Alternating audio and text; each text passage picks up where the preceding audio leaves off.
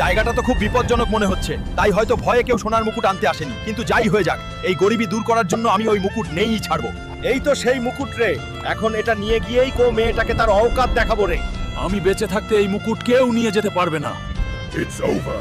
The crown is mine. এখনই শেষ নয়, আরো লড়াই বাকি।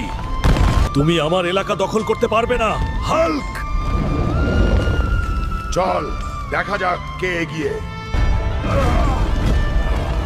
মার খেয়েছি, তবে বন্ধুরা তোমাদের লাইক আর সাবস্ক্রাইব না দিলে আমার শক্তি ফিরবে না। কমেন্টে রে রে লিখে আমাকে শক্তি দাও, তখনই আমি আবার উঠে দাঁড়াবো।